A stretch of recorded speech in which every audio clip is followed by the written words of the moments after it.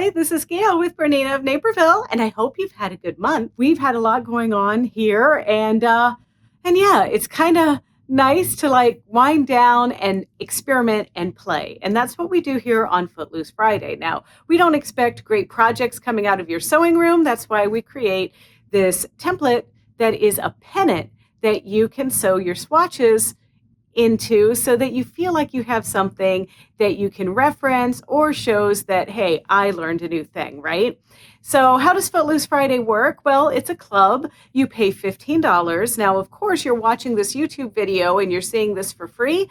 Well, if you want the nitty-gritty details and all of the other accoutrements that come with it, then when you pay the $15, we're going to email you all of those goodies in one compact interactive presentation deck.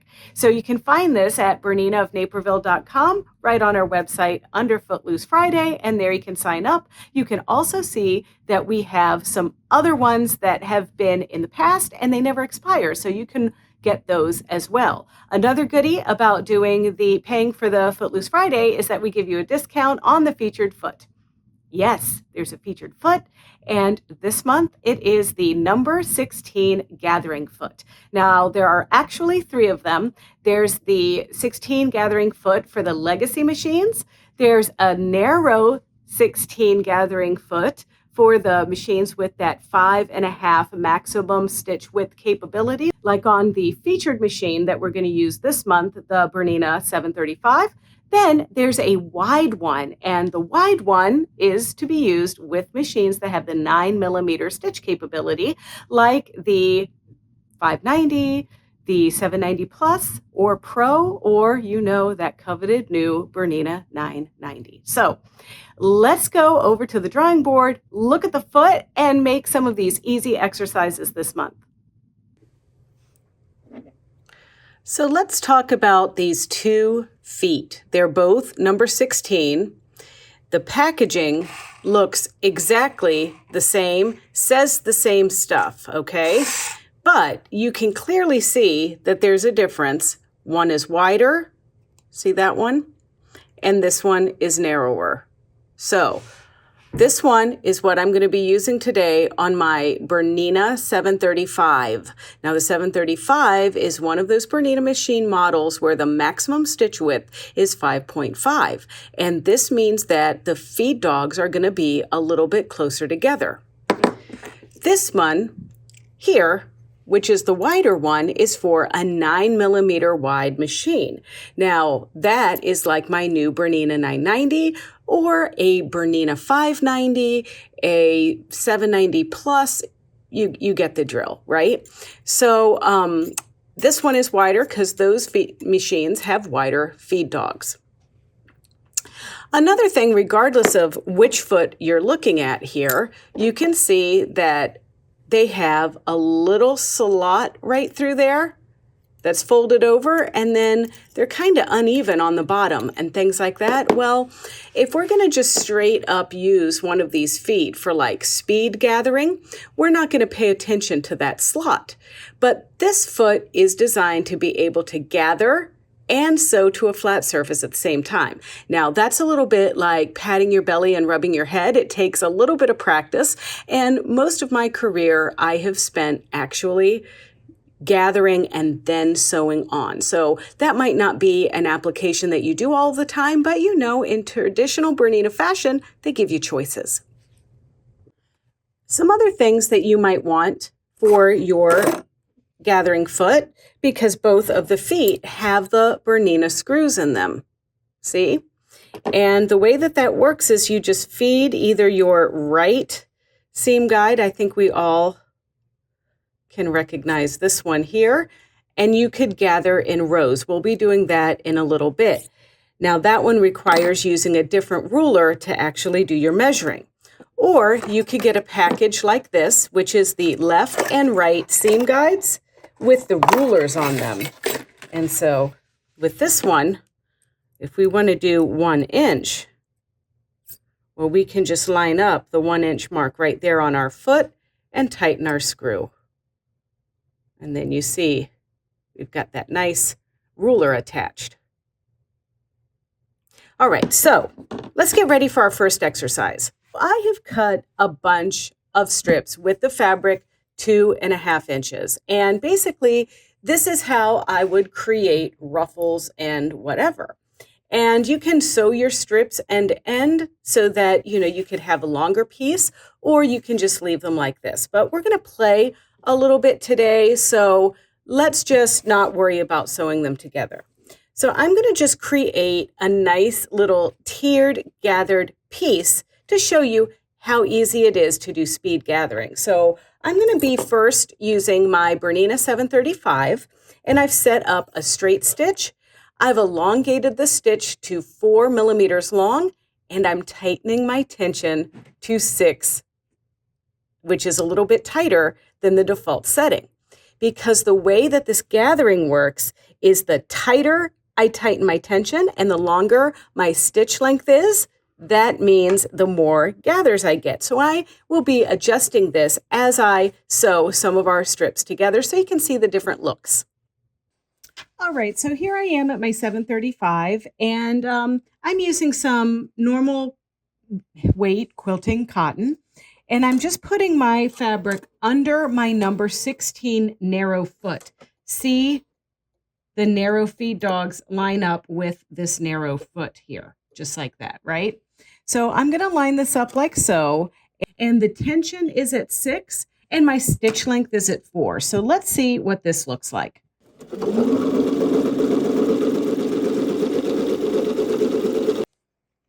So it's curling, which means it's gathering. And so this is just really an easy, fast, and lovely way to get a ruffle. So you can see those ruffles there. Let's elongate the stitch a little bit. I'm going to 6 millimeters long.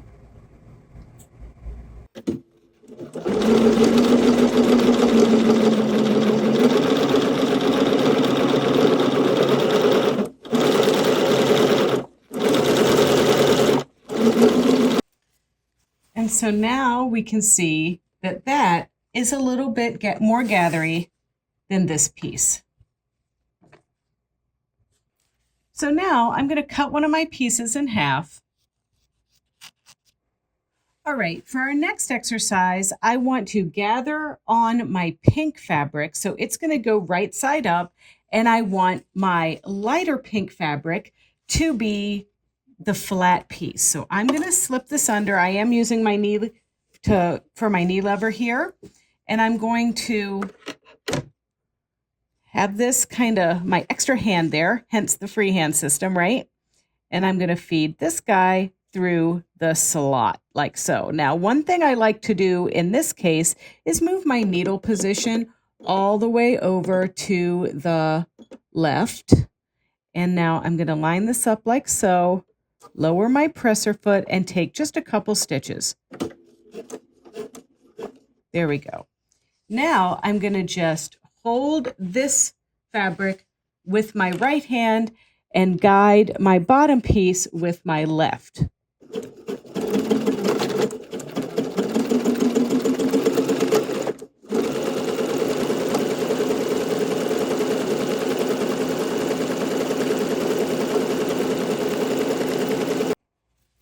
And then you can see that that is like a little bit more than double the fullness, but look, I have sewn a ruffle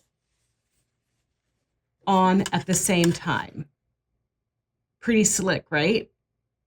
Let's try that again. But this time, this is going to be my flat piece that I'm going to gather to here. And this is going to be my gathery piece. Easier said than done, right? So the piece that we want to gather goes on the bottom.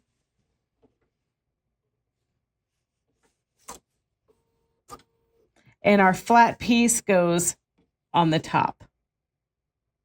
Remember, I like to hold the top piece with my right hand and guide with my left, or you could switch it up. It doesn't matter, but you do need to be guiding the different pieces. It's like patting your belly and rubbing your head.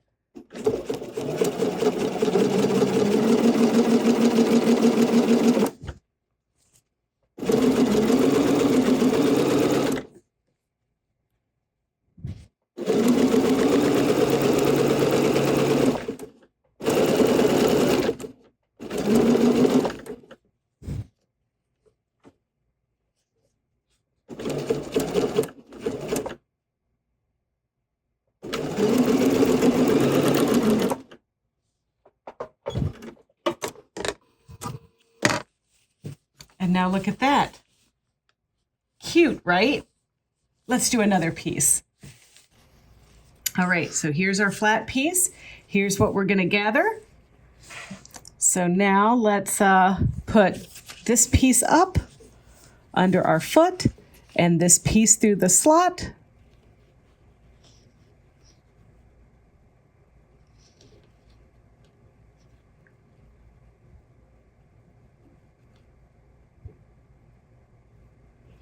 Okay, here we go. It's happening.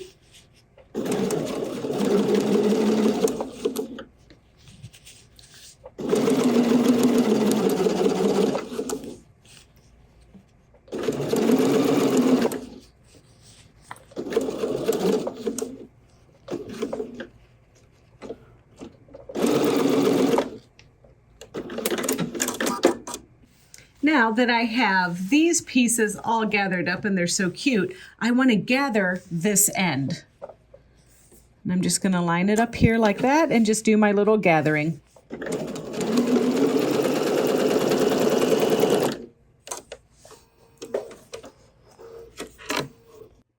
So look at this cute little thing. It kind of looks like a bunting, I think, right? We're making pennants, not buntings, but it also, I flattened it down with some steam and everything, but it could also make for a great apparel embellishment, little doll clothes for your American Girl doll. There's all kinds of examples that you could do with this. So let's go over to the machine and do one more exercise with this just simple gathering that I think you're really going to like. And it's called puffing. And basically puffing is heirloom insertion where we gather on both sides of a strip. So I've got another one of my strips and I'm just going to kind of use like the 1/2 inch mark or whatever right here to do my stitching. I've gathered up more now. I'm at a tension of 7.25 and a stitch length of 6, and we're just going to gather, gather, gather.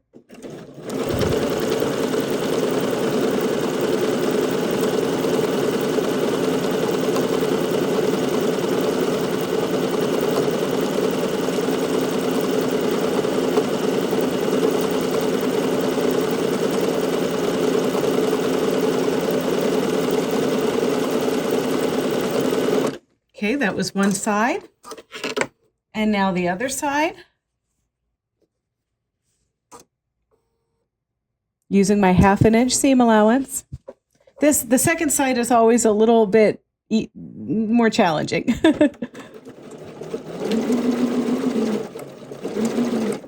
Because we've got this other gathered piece here, right?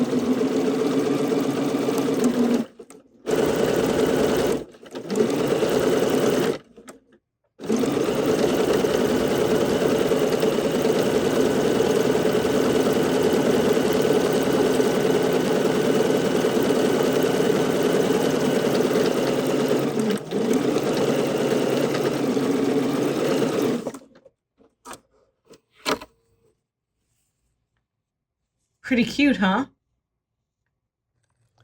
All right, I wanted to show you the difference in trying to stitch and gather at the same time for this long insertion. It was this one. It's a little crooked, a little curvy. Maybe I need more practice, but this is the one where I made the strip ahead of time, and then I sewed strips onto either side. So you can see, maybe this is a little easier. Just wanted to. All right, so now for this fun thing that we're about to do is a thread I keep separate from my other thread in a plastic bag. And this is a water-soluble thread, or Rinse and Gone by Wonderful. So I have this is going to be threaded through my machine. And for this thread, I don't pay that much attention to the needle, but I'm using a 75 embroidery needle with this. And Wonderful does have a great website with all kinds of recommendations for needles, but I found that my 75 embroidery needle is working for this. Like I said, I also have it in the bobbin, and I really recommend that you keep this together in a plastic bag so you know that this is your water-soluble thread, because on the bobbin, this looks very similar to your white bobbin fill. So we're going to load this in the bobbin.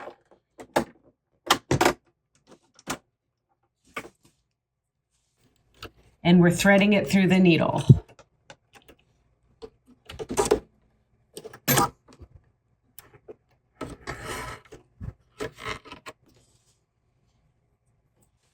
All right, so one more thing that I want to do is I want to attach that seam guide I showed you. And I'm going to, I should have raised my presser foot for threading, so that's a little no-no on my part. But I'm going to raise my presser foot to attach this. I'm going to set it up here at the 1 inch mark from my needle, which is about right there on my needle plate. Tightening my screw on the back, so now I have a reference guide there. And I'm taking a piece of my 8 inch by not quite width of fabric here, because this is playtime. But I'm going to gather, just like you saw me do with all of the previous examples that we've done so far, but I'm just going to gather down this piece. Now, one thing I want to make a recommendation on is we have changed thread, so we might need to tweak our adjustments a little bit. But currently, I am at 7.25 for my tension and 6 millimeters for my stitch length and my straight stitch, of course. So here we go. I'm going to hold my threads just a little bit.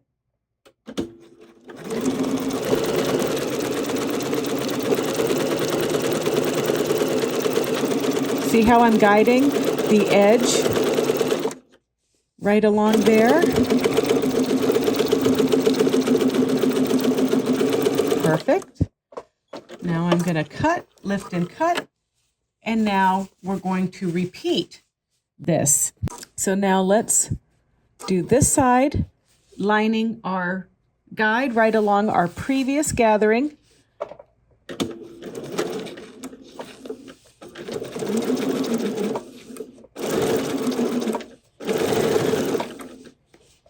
It takes a little bit of practice.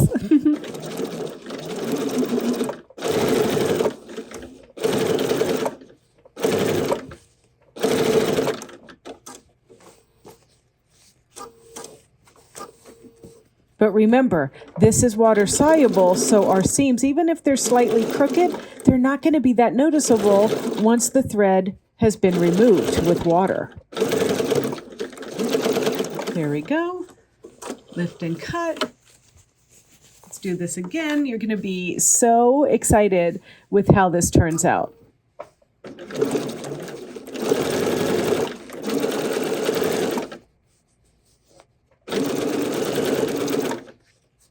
Remember, we don't, well, not remember, just a little tip, you don't want to have any fold starting like that. You want to try to make sure this stays unobstructed, and it's going to gather behind the needle, not in front of it.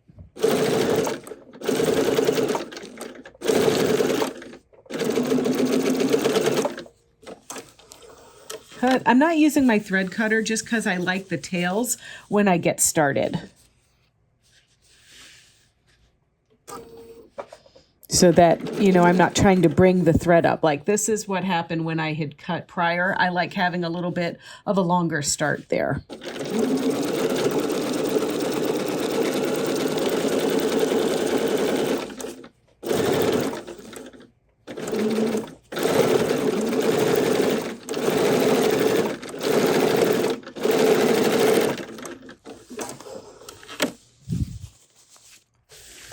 Okay, now I had a little weird spot there, but don't worry. You can see I kind of got off course just a little bit. We'll make it work. I was looking at the camera instead of at my work, and I think that's how that happened. And I wasn't smoothing and sewing, just smooth and sew. Smooth and sew, smooth and sew. Is that annoying yet? Okay, and let's see if I have room to do one more.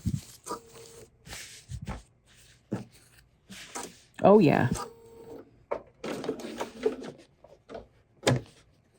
Oh, remember what I said about getting a wrinkle? I got a wrinkle. Let's start over. There we go.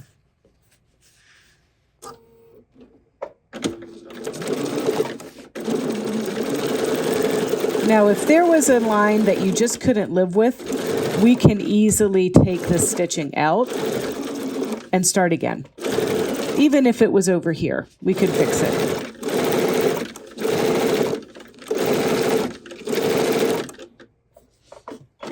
Okay. Let's have a look at it over at the drawing board.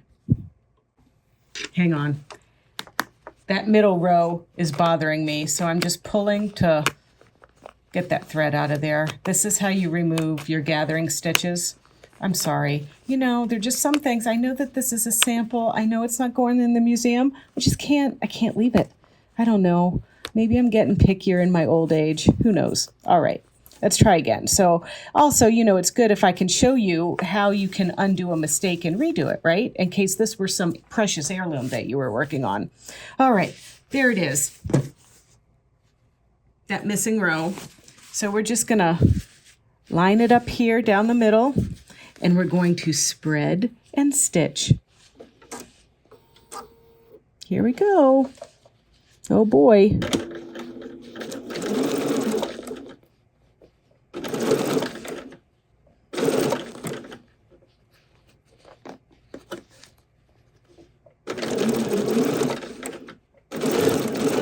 See, I'm letting it go right down the middle here.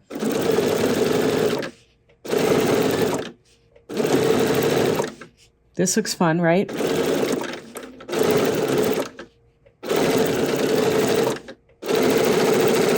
All right, there we go. Whew. Now to the drawing board. All right, so here's our piece. And now I'm going to put on my clear foot, and I'm going to change my bobbin thread to bobbin fill or a matching thread, and my top thread to pink, this cute pink right here, okay? And I'm going to pick a smocking stitch on this 735, and I'm going to stitch right over our gathering stitches. I'm selecting from my heirloom stitches. Those are the stitches in the 700s, and I'm picking stitch 709.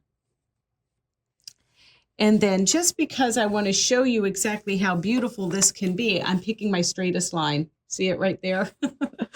Remember, this is just practice. All right, so I'm going to kind of spread this like this, and now I'm going to stitch right through that line.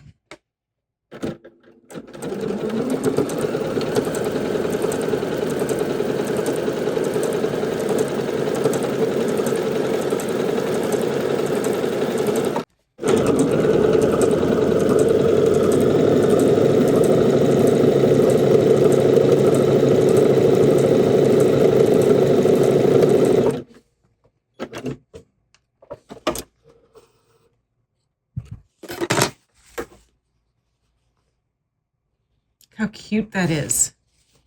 Mock, smock. Let's do a goofy one that's kind of higgledy-piggledy, shall we?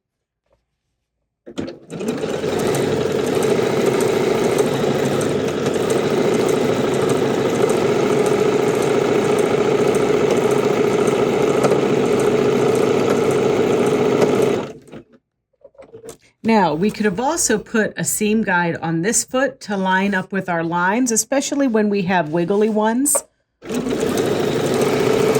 or wiggly lines, that is.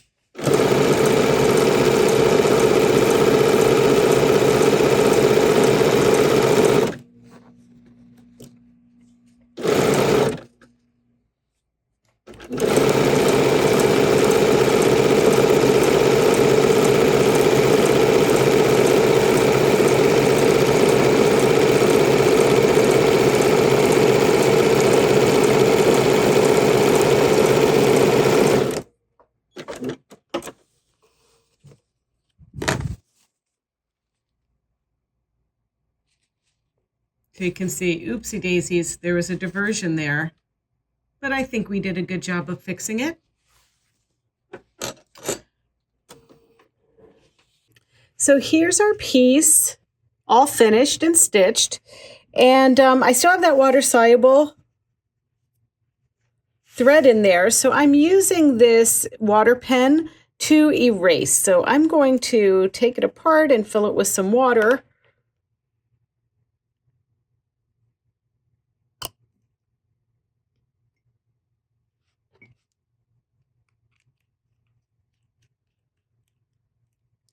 And then just use this pen to erase my thread. And I'll have to dry it. Obviously, I could submerge it in water as well. That would be fine. But I mean, it is water soluble after all. And I'll do this to both sides. Remember the importance of changing your bobbin back to the bobbin fill and not the water soluble. Oh dear. Yes. We've all been there, right? Now, much like hand smocking, after you get your water soluble dissolved, let's see, here we go.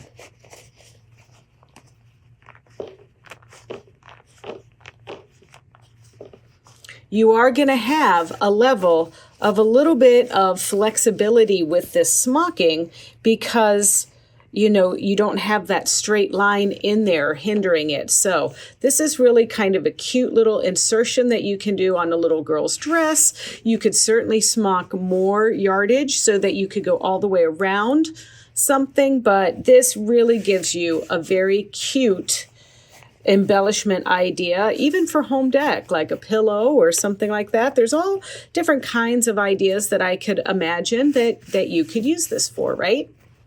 And so simple.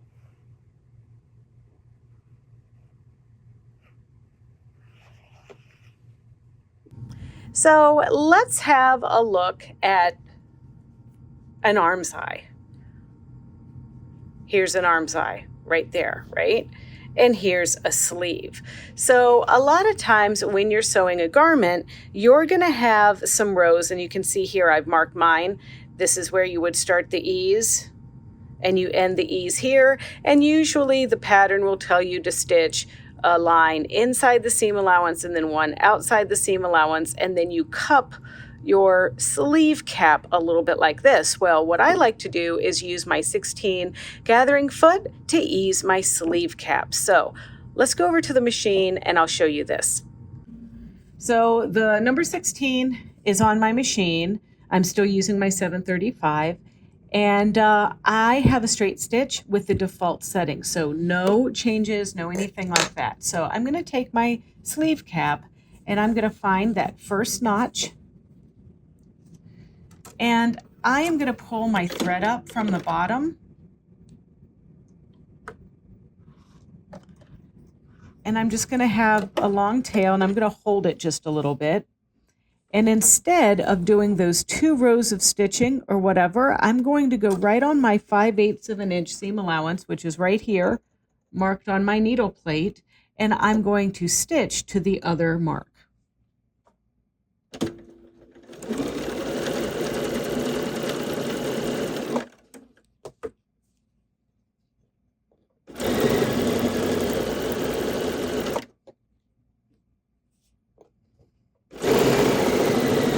And what this is doing is this is gathering just a little bit. It's like back in the old days when we used to put our finger on the back of our foot to kind of ease things in to make it kind of feed weirdly. But this is just going to give me the little bit of assistance I need to ease, because if you are unfamiliar with what easing is, ease is where you're trying to take like 3 inches of fabric and put it in a 2-inch piece, but you don't want gathers. You want it to just kind of roll over, hence like in a sleeve cap. So here we go to that notch. And now I'm going to lift my needle, pull my thread, and I do leave my tails long for this. And now we can see how that is domed over for a sleeve. And it's gathered enough that it's eased, but it's not gathered enough to make tucks. So that is what we're looking for. So now as we're here with our sleeve and I pin it around, there was quite a bit of fabric in this pattern per the arm's eye here. So you can just, you line everything up, you match your notches, and then you're just going to line this together. And I'm going to sew just a thread width to the left of this easing stitch that we create. It's not really a gathering stitch, it's easing. I also find with this method, I don't need to pin nearly as much as I do with some of the other methods.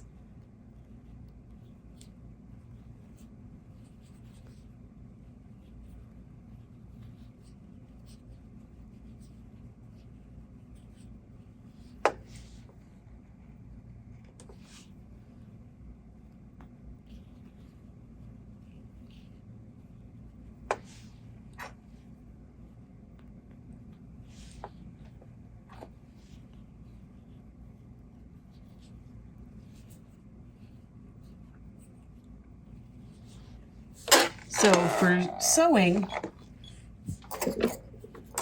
I will change my foot, obviously. Oopsie. I don't want to sew this on with the gathering foot. But I haven't changed any stitch settings, so I can go ahead and just go all the way around. And this method works even if you are somebody that will sew the sleeve cap in and then sew your side seams down. But I know that some of you, when you've seen me do sleeves in the past, you make a comment that you should always sew with the sleeve on the bottom or the baggy part on the bottom. But I like to sew the opposite way. To each his own, everybody, right? Because then I can see exactly where I'm going for this stitching and see how I'm going to go just a thread width to the left of that. Let me point it out with my stiletto here. See that? I'm sewing just to the side of there, making sure everything's flat and pretty. And I don't have to worry about taking my basting stitches out in that scenario. I'm just gonna encourage it like this. There we go.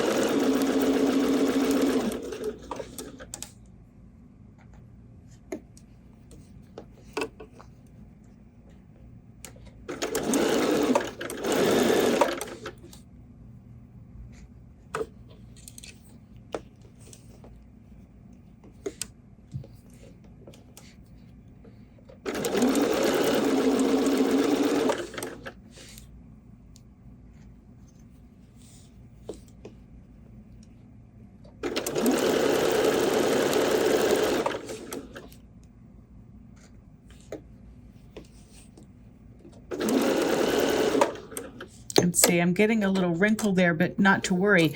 It's just in the seam allowance.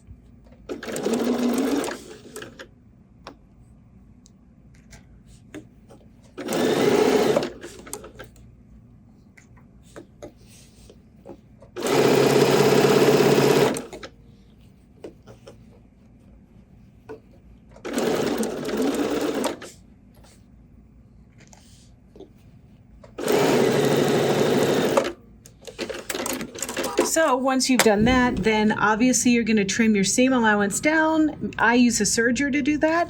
But before I do that, I do always check to make sure that my sleeve cap is nice and pretty.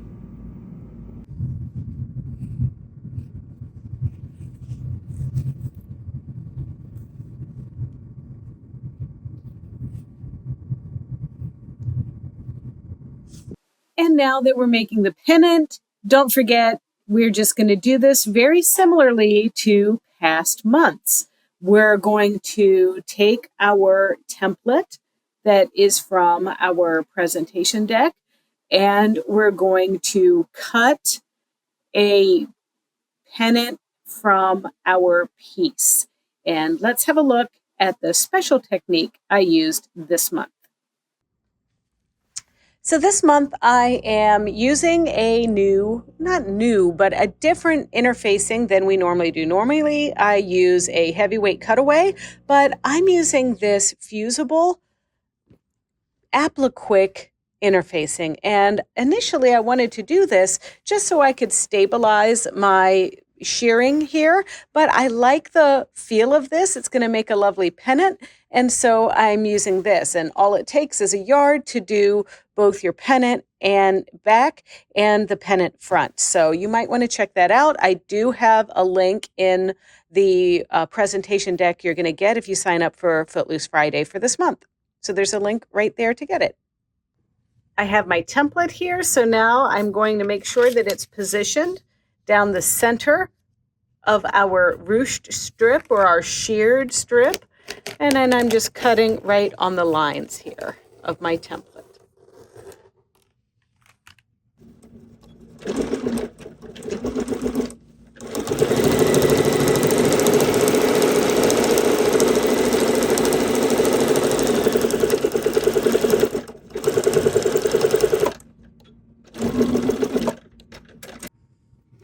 So there's our piece. Now, there were so many other things I could have added to this if I wanted to. And don't forget, you just cut everything the size of your template here. And then you can zigzag the edge and whatever. I put the pineapples on the back, added my band. But you might decide that you wanted to incorporate an element of the smocking, and that's okay. Do whatever you want to commemorate making your little swatches and everything. Did you enjoy this month's project? I am really blown away, I have to say. I know I made it, but I really like that smocking exercise that we did, and I'm going to try to incorporate that in maybe an article of clothing, a little sundress, I don't know.